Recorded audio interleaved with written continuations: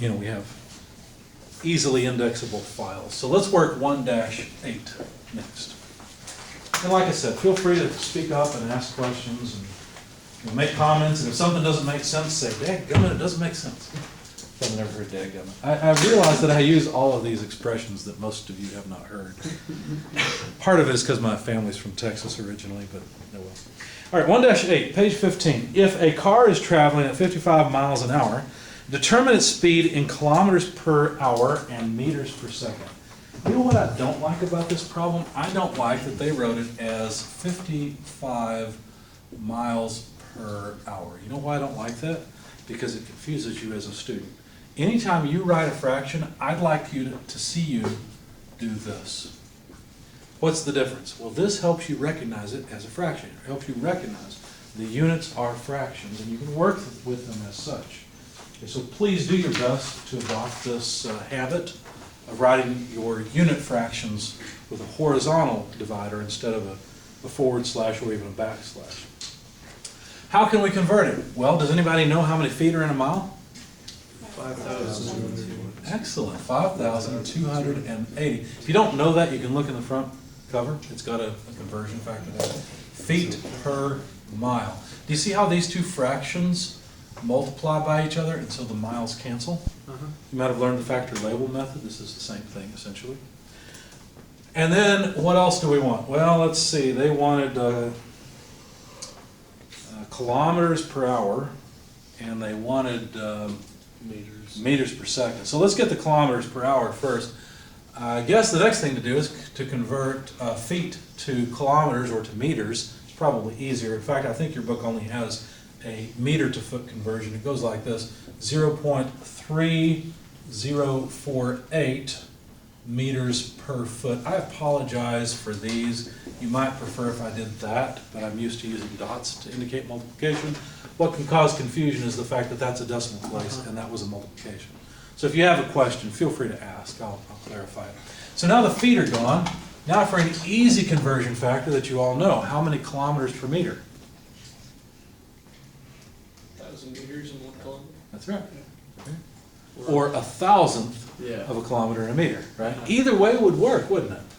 So, right, we can either do it, in fact, let's do it the way I suggested. 0.001 kilometer per meter, per 1 meter, is the same thing as 1 kilometer per 1,000 meters. Notice all I did was multiply the top and bottom by 1,000. I didn't change it. Does it seem unfair to you with conversion factors that you get to take an equation? You remember algebra, right? And they said you always have to multiply by 1. That's all you can multiply by. And then we just divide by 1,000 like it's nothing. Why? Because a kilometer is the same thing as 1,000 meters, right? So we're not dividing by 1,000. I hear students say things like that all the time. How do I convert to weight, for example? Well, you divide by or multiply by 32.2. No, you don't. You multiply by 32.2 feet per second squared. There's a difference. The unit goes with it. So there's 1 kilometer per 1,000 meters. This is unity. These are the same thing. They're equal to one another. Yep. That's why we can multiply by them. So what are we left with? Kilometers per hour. Notice what I'm doing is I am analyzing the units as I go and then plugging in the numbers. Don't make the mistake of writing down a whole bunch of numbers and then just typing it into your calculator and hoping that magically everything works and the number that your calculator spit out is golden. It's probably not. But you know where I'll give you points? For checking your units, for being careful. That's where I'll give you points. Okay? Most likely, I hate to dishearten you, but most likely you won't get right answers on a lot of the tests in terms of the number.